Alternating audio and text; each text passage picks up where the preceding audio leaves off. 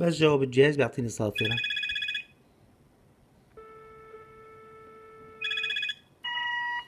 أعطاني صافرة، فتحت لوحة المفاتيح، حطيت الرقم السري من دون مربع طبعا، 147.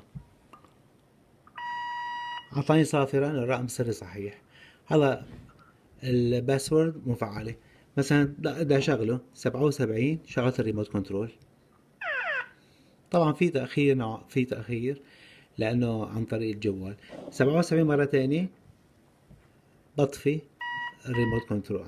هذا ريموت كنترول، ها 77. مثلا هي الريموت كنترول كمان شغلته، طفيته، 77 مرة تانية. مثلا مرة ثالثة، طفيته. مثلا بالريموت كنترول، ها مثلا هي طفيته.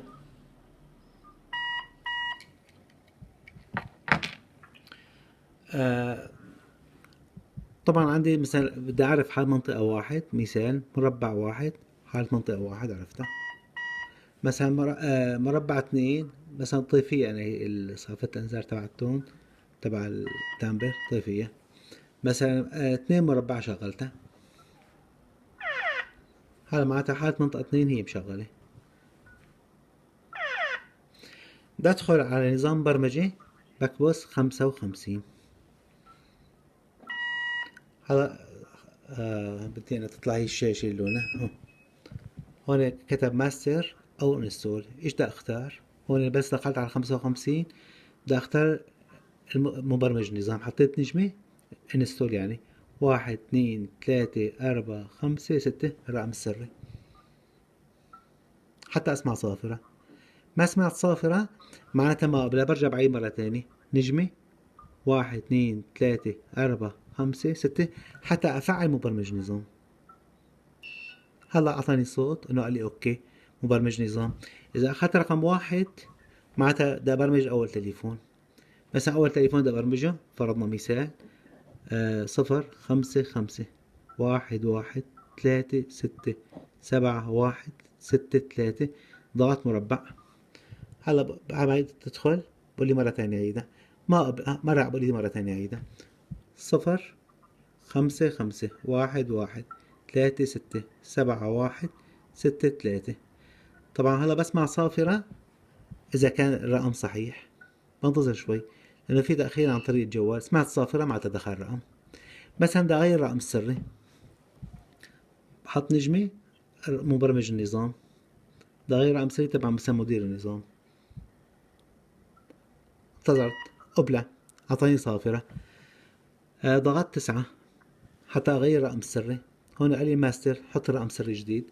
قلت له مثلا 2 5 8 0 مربع. قال لي مرة تانية عيدها. هاي مرة تانية بدي أعيدها، 2 5 8 0 مربع.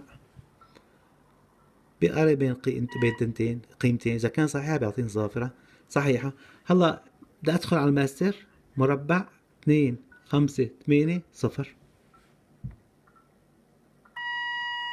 مثلا فرضنا بدي أشغل الصافرة لمدة ثانية أو ثانيتين.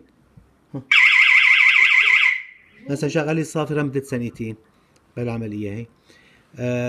طبعا بنفذ أول ما بدي إياها. مثلا بدي 77، أشغل الجهاز. شغلت الجهاز. مثلا منطقة واحد أعرف حالته زمن تسليح.